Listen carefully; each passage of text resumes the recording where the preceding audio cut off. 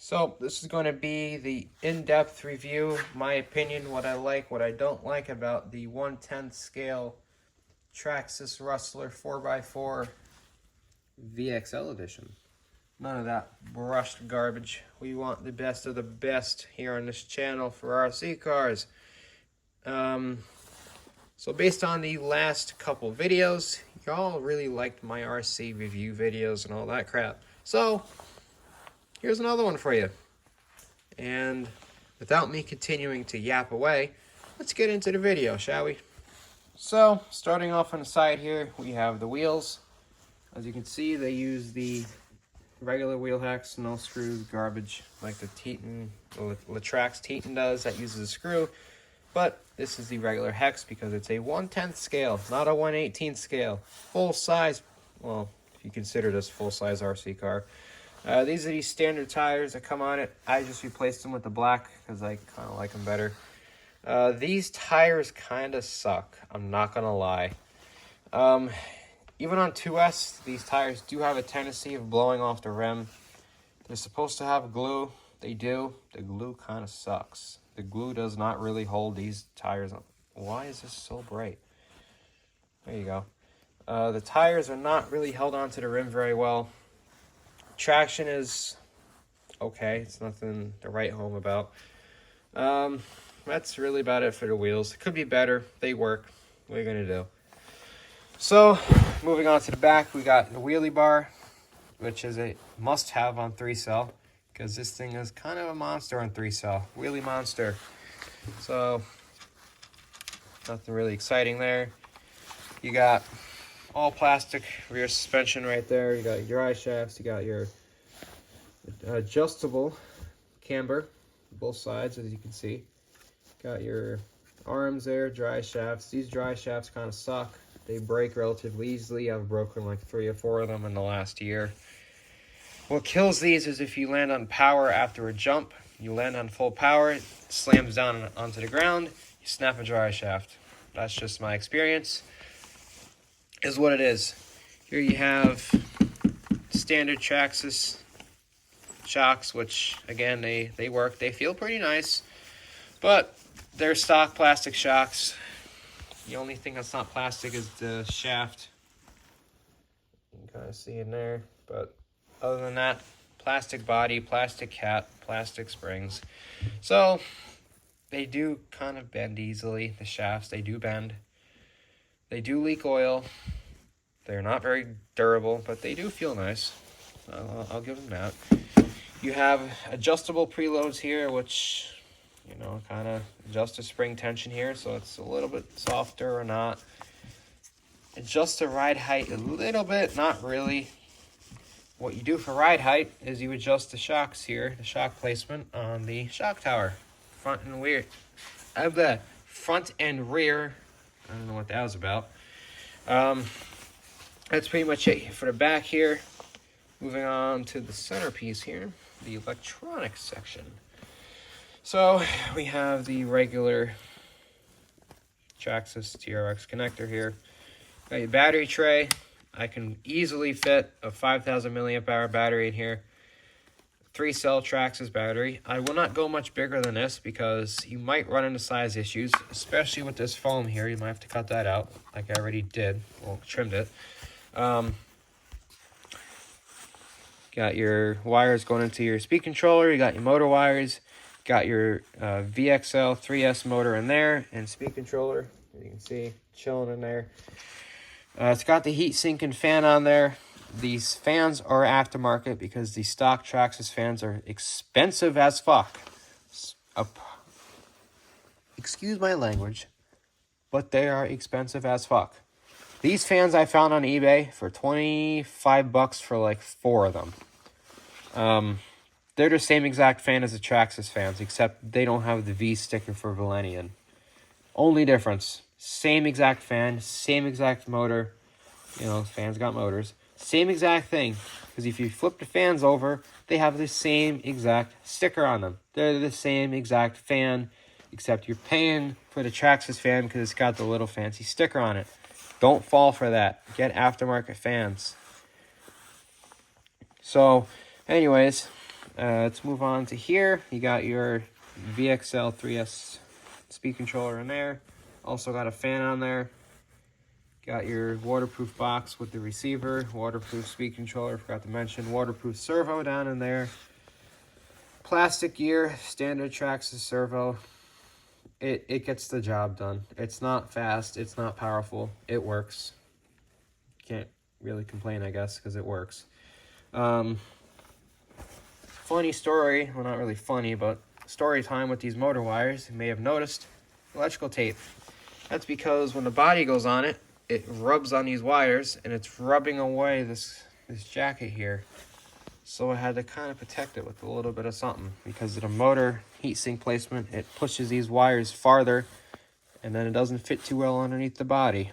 So it works. I ain't gonna complain. So that's about it here for the electronics section. Moving on to the front. Oh yeah, this got a slipper clutch. I mean, what doesn't have a slipper clutch these days at this power level? Front, you got your bumper, not very flexible, whatever, I guess. Yeah, you also got the same stock plastic shocks, you know. These are pretty nice as well, of course. Most Traxxas shocks are pretty nice. Well, they ride nice, doesn't mean they're good quality, but that's a story for another video. You got all plastic suspension and driveline components in the front here. The differentials, I think, are metal gear. Metal dry shaft because it's four-wheel drive. As you can see, shaft-driven four-wheel drive. Plastic dry shafts, plastic camber, plastic arms, plastic steering, you know, all that crap. They are adjustable, so that's a plus.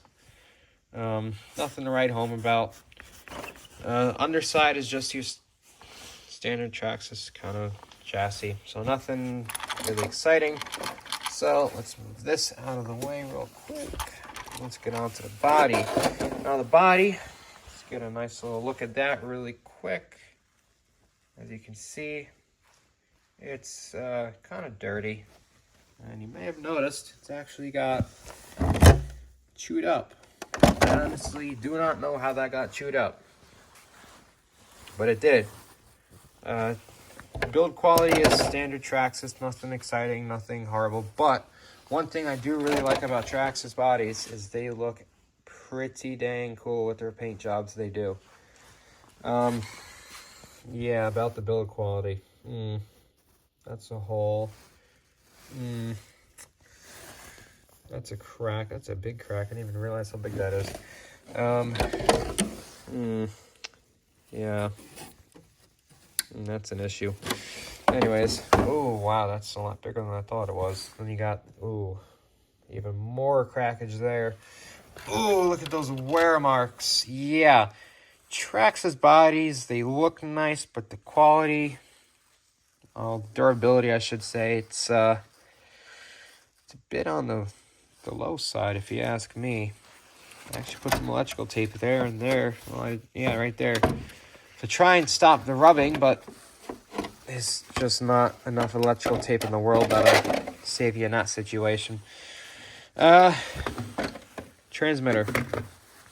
It's TQI, so you can put the Bluetooth module in the back. I actually have one in there right now. Look at that. So that means you can connect it to your phone and spend a shit ton of money on sensors if you want to put in your car to monitor temperature, voltage, RPM, speed. It's not worth it. It's not worth it.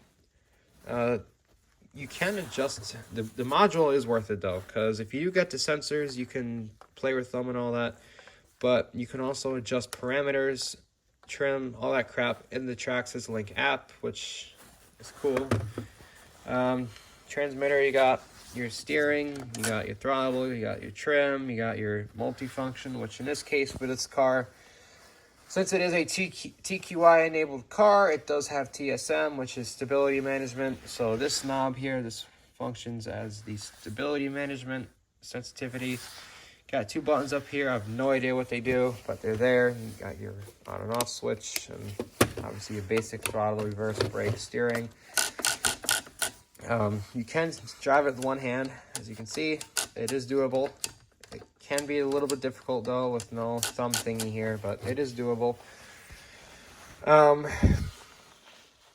There's really not a whole lot else to say about the car besides the few little things I mentioned I don't like, I'm not a fan of, such as these shocks. I wish they could do away with and do better ones. The servo, wish they can do away with and do better, at least a Metal Gear servo, because it's only a matter of time before it gets broke because it's plastic. So better tires is a big one, because these tires kind of suck ass. Better drive shafts, honestly, they're kind of weak, but that's just Traxxas, I guess.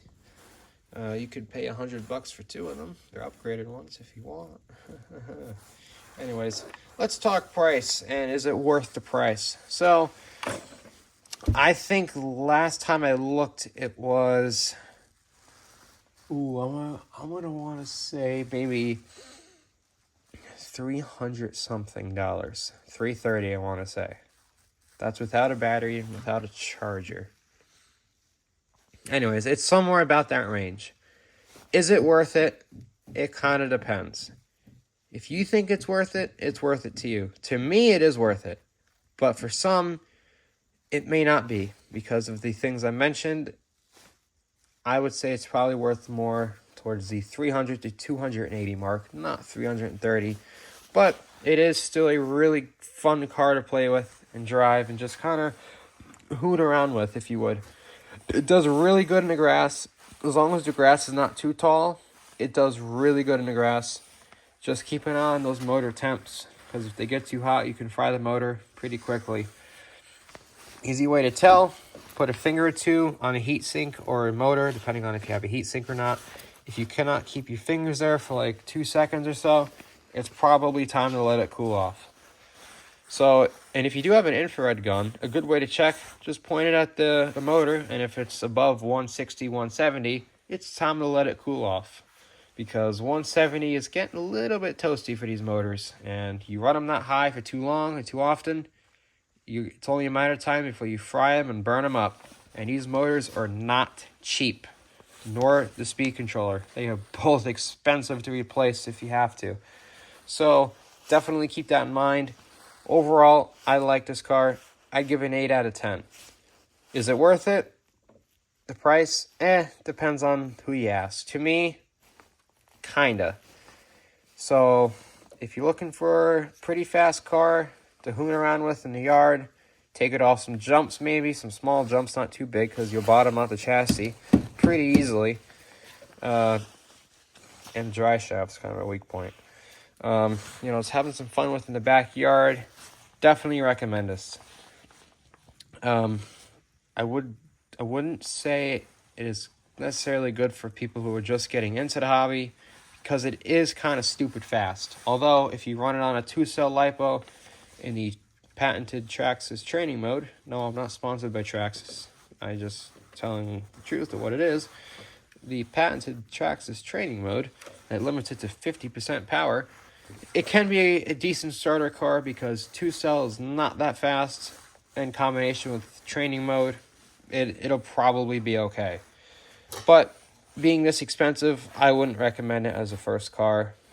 I would get something like maybe even the Stampede BL2S, because it's brushless. It's decent speed. It seems pretty durable so far. But the only downside is that's pretty expensive too. So that's up to you to decide. That's my opinion. So obviously yours can differ. So anyways, this was my personal thoughts, review, and opinion of the Traxxas Rustler 4x4 VXL edition. So, with that being said, hope you enjoyed it. If you want to see more videos like it, you know what to do. Leave a like, comment, subscribe, share, and just let me know in general if you like this kind of video. Because if you do, I'll do more. I got one more car left to do a video on like this. It's the Slash. And the Slash is one of my favorite RCs next to this. So anyways, that's it. Hope you enjoyed. Like I said, if you like this kind of video, want to see more, you know what to do. So until next time, adios, amigo, amiga, to anyone who's watching.